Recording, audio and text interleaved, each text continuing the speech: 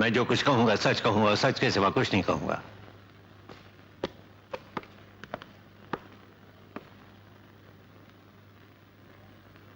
Justice Deshmukh, आपको पिछले नवंबर की 20 तारीख याद है? क्या हुआ था उस दिन?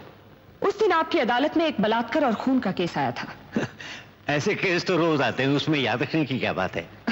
बात यह थी कि मुलजिम सुरेश ठाकुर एक अमीर आदमी का भतीजा था और उसकी गवाही देने दिल्ली से एक मंत्री महोदय तशरीफ लाए थे, याद है? हाँ, याद आ गया। तो आपको यह भी याद होगा कि आपने उसे बाइज्जत छोड़ दिया था। याद है। पूछ सकती हूँ क्यों? मैं सवाल का जवाब देने से इनकार करता हूं। किसी जज से उसके दिए हुए फैसले पर सवाल नहीं किया जा सकता। I am sorry your honour, लेकिन मैं ये तो पूछ सकती हूँ कि क्या सुरेश ठाकुर को सिर्फ इसलिए छोड़ दिया गया था कि उसकी गवाही एक मंत्री ने दी थी? मिस देशमुख। योर ऑनर, मैं तो सिर्फ वही कह रही हूँ जो इस केस की प्रोसीडिंग्स में लिखा है। ये रही उसकी रिपोर्ट। इस रिपोर्ट में यह साफ लिखा है कि लाश के नाखूनों में सुरेश ठाकुर के बाल और खून की बूंदें पाई गई। लीजिए। क्या मैं पूछ सकती हूं जस्टिस देशमुख कि इस बात पर ध्यान क्यों नहीं दिया गया? मैं एक बार पहले भी आपसे कह चुका हूं मिस देशमुख कि जज के दिए हुए फैसले पर बहस नहीं की जा सकती। मैं बहस कहां कर रही हूं योर ऑनर, मैं सिर्फ ये कह रही हूं कि खून और बाल वाली बात सच है या नहीं। खून और बालों वाली बात सच हो या ना हो, लेकिन एक मंत्री ने इस बात की गवाही दी थी कि वारदात के दिन सुरेश ठाकुर उनके साथ दिल्ली में था। दिल्ली जाना और मंत्री की गवाही बनाई जा सकती है, लेकिन खून और बाल नहीं। एक जिंदा आदमी झूठ बोल सकता है, लेकिन मुर्दे झूठ नहीं बोलते। योर ऑनर, उस लड़की की लाश पुकार पुकार कर कह रही थी कि सुरेश ठाकुर ने उसका बलात्कार किया है, उसकी हत्या की है, लेकिन उसके बाद भी उस लाश के सच को नजरअंदाज कर एक मंत्री के झूठ को सच मान लिया गया। क्या वजह थी उसकी? मैं पूछ सकती हूँ क्यों? I strongly object to this your honour. मैं किसी को भी अपनी ईमानदारी पर शक करने की इजाजत नहीं देता। You must withdraw the allegation. Your Honor, मैंने किसी पर कोई आरोप नहीं लगाया है। मैंने वही कहा है जो सच है, और सच यह है कि सुरेश ठाकुर ने सुधा अडवाणी का बलात्कार किया, उसका खून किया, और उसकी लाश पर इस बात के सबूत भी पाए गए, लेकिन उसके बाद भी उसे छोड़ दिया गया। जस्टिस देशमुख, पिछले नवंबर की 20 तारीख को आपने एक अपराधी को बाइज्जत छोड़कर इंसाफ को सजा दी थी, उसे फांसी के फंदे पर लटका दिया था। Miss Deshmukh, this is contempt of court. आप चाहे मुझे भी फांसी के फंदे पर लटका दीजिए, लेकिन आज मैं ये पूछने से बाज नहीं आऊंगी कि उस दिन आपने गलत इंसाफ क्यों किया, क्या कारण था उसका? Stop it now.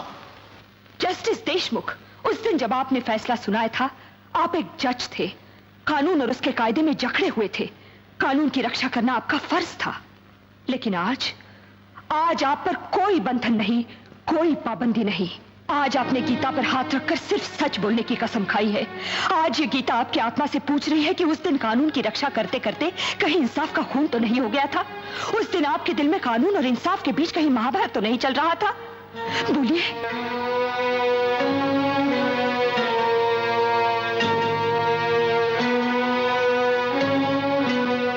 एक जज के दिल में ये महाभारत हमेशा होती रहती है। फैसले के बाद जो कुछ हुआ उसका जिम्मेदार वो फैसला है, आपका कानून है। अगर उस दिन सुरेश ठाकुर को बाइज्जत रिहा न किया जाता तो प्रोफेसर प्रभात वर्मा का घर बर्बाद न होता, उसकी मां का खून न होता, उसकी बहन का बलात्कार न होता, वो आत्महत्या न करती। योर ऑनर, उस दिन अगर सुरेश ठाकुर जैसे भयानक जानवर को इस शहर में खुला न छोड़ दिया जाता तो प्रोफेसर प्रभात कुमार वर्मा जैसे शरीफ आदमी को, एक कवि को हाथ में पिस्तौल उठाकर खूनी न बनना पड़ता। ऐसा हुआ था तो प्रभात कुमार ने पुलिस को क्यों नहीं बताया? बताने से क्या होता? फिर कोई मंत्री आकर गवाही देता कि वो बंबई में नहीं दिल्ली में था, या कोई सरकारी डॉक्टर आके साबित कर देता कि सुरेश ठाकुर अपने 5 साथियों के साथ किसी अस्पताल में बेहोश पड़ा अपना इलाज कर रहा था, और जो अस्पताल में है वो प्रोफेसर के घर कैसे हो सकता है? मिस देशमुख, क्या आप ये कहना चाहती हैं कि जिस आदमी को एक बार इंसाफ ना मिले वो दूसरी बार कानून के पास आने के बजाय कानून को अपने हाथों में ले ले, एक पिस्तौल लेकर निकल पड़े और जब चाहे जिसका चाहे खून कर दे? योर ऑनर, प्रभात कुमार ने खून नहीं किए हैं, गुंडों को सजा दी है, इंसाफ किया है, एक जज का अधूरा काम पूरा किया है। अगर लोग इसी तरह हाथों में पिस्तौल लेकर जज बनने लगे तो गली गली में रॉबिन हुड पैदा हो जाएंगे। हर तरफ लोग खून की होली खेलते हुए नजर आएंगे, और कोई भी सरकार, कोई भी समाज इस बात की इजाजत नहीं देता कि गुंडागरी को एक और गुंडागरी से रोका जाए। मिस देशमुख, कानून हाथ में लेना जुर्म है और उस जुर्म की सजा जरूर मिलनी चाहिए। मैं भी तो यही कहता हूं, जज साहब की सजा जरूर मिलनी चाहिए। इसीलिए तो मैंने अपने आप को कानून के हवाले किया है। मैंने अपना फर्ज पूरा किया है, कानून अपना फर्ज पूरा करे। इसके लिए कानून को अगर मेरी जान की जरूरत है तो वो हाजिर है। फांसी का फंदा मैं खुद अपने गले में डाल लूंगा। बस एक प्रार्थना है आपसे। बड़ी तपस्या और बलिदान के बाद हमारे इस देश को आजादी मिली है। ऐसा कुछ कीजिए कि इस आजादी को हमसे कुछ छीनने ना पाए, कोई गुंडा इसका बलात्कार ना कर सके। आने वाली संतानें अपने आजाद देश में आजादी की सांस ले सके, बिना डर के जिंदा रह सके। और कानून को इतना मजबूत बना दीजिए कि फिर कभी किसी प्रभात को पिस्तौल का सहारा न लेना पड़े। इसके बदले मौत भी मिलेगी तो प्रसाद होगी, भारत माता का आशीर्वाद होगा।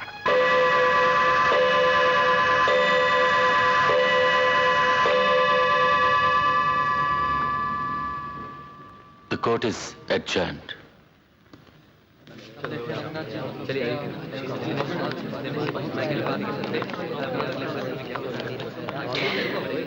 I'm sorry, पापा। इसमें सॉरी की क्या बात है? तुम्हारी बदौलत मेरे दिल से बहुत बड़ा बोझ उतर गया है। मुझे तुम पे नाज है।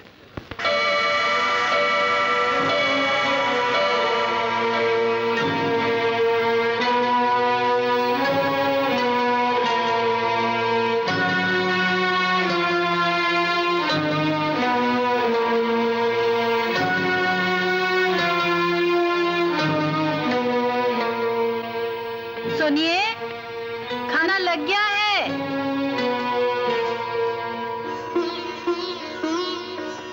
Hello daddy.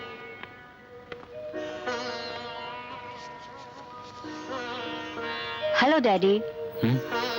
हेलो बेटी। तुमसे कई बार कहा है कि अदालत की परेशानियां घर पे नहीं लाया करो। क्या करूं भाई, काम ही ऐसा है। इंसान की जिंदगी और मौत का सवाल होता है। आजकल रॉबिनहुड का केस चल रहा है। बात तो ठीक है, जब से वो आया है शहर में अमन हो गया है।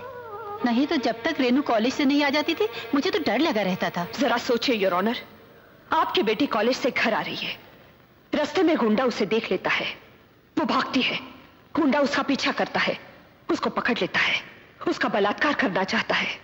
आपकी बेटी मदद के लिए पुकारती है, उसकी चीखें सुनसान सड़कों से टकराकर वापस आ जाती है। वो थककर जमीन पर गिर जाती है और गुंडा उसके कपड़े उतारने के लिए हाथ आगे बढ़ाता है और अचानक एक गोली चलती है।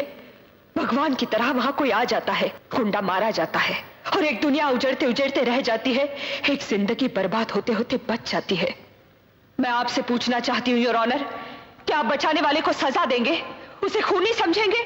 उसे गुनहगार और अपराधी ठहराएंगे? तुम कहना क्या चाहती हो? योर ऑनर, प्रभात कुमार मुजरिम नहीं है। उन्होंने जो कुछ भी किया है वो कानून की हिफाजत के लिए किया है, आपको आपको और आपको बचाने के लिए किया है। और ये साबित करने के लिए मैं इंस्पेक्टर शफी को एक गवाह के रूप में पेश करने की इजाजत चाहती हूँ। इंस्पेक्टर शफी।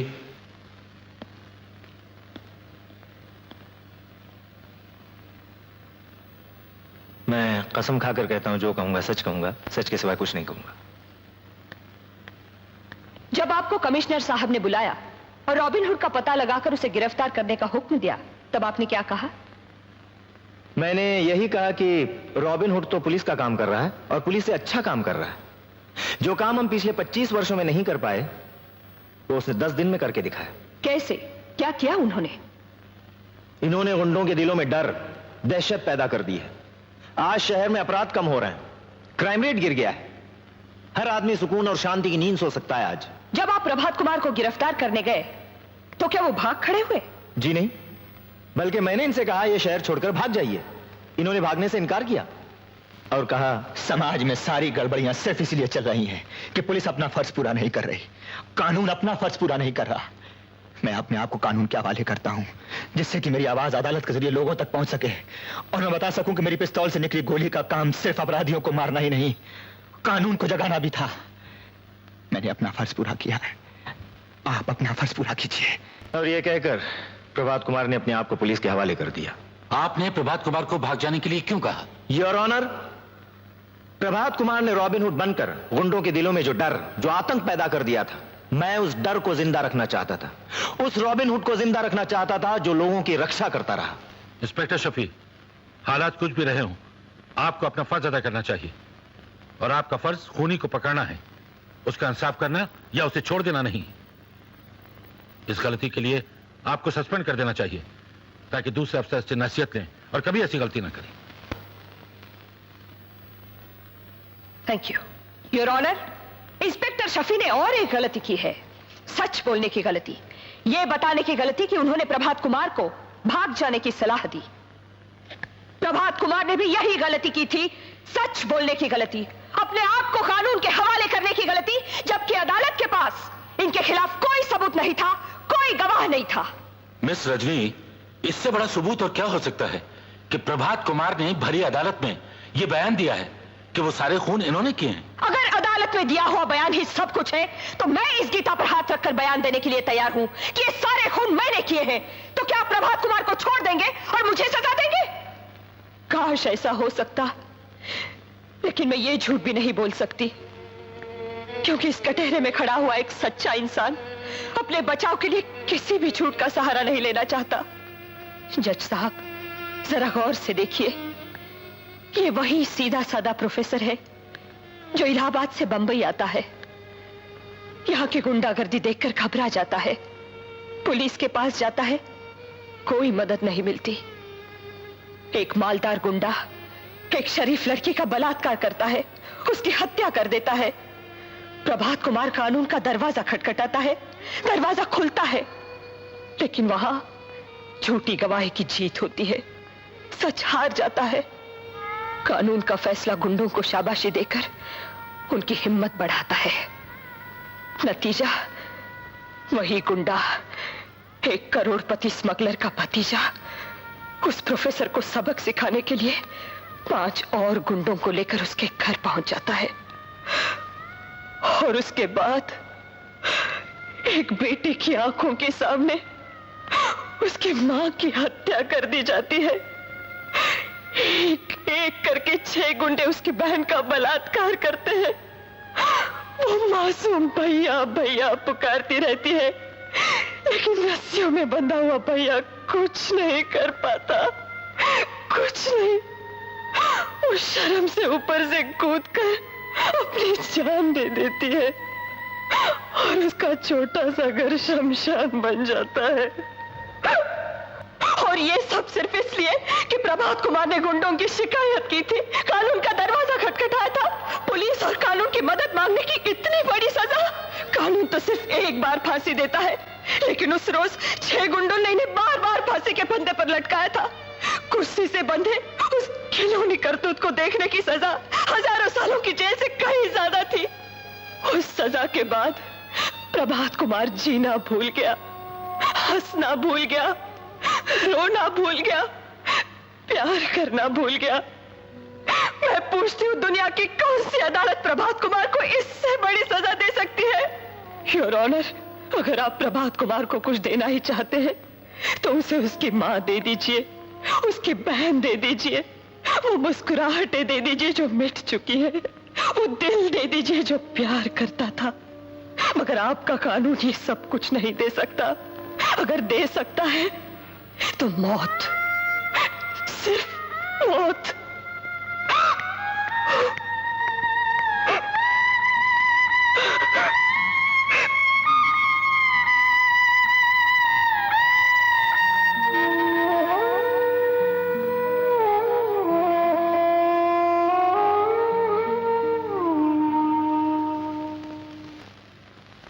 इसमें कोई शक नहीं कि पिछले कुछ दिनों से हमारे देश में अपराध और अराजकता बढ़ती चली जा रही है। अब सवाल यह है कि हम और आप इस अराजकता के लिए क्या कर रहे हैं? चुपचाप देखते रहना या कानून और सरकार को गालियां देना इसका इलाज नहीं, और नहीं इसका इलाज कानून को हाथ में लेकर लोगों का खून करना है। दोनों रास्ते गलत हैं।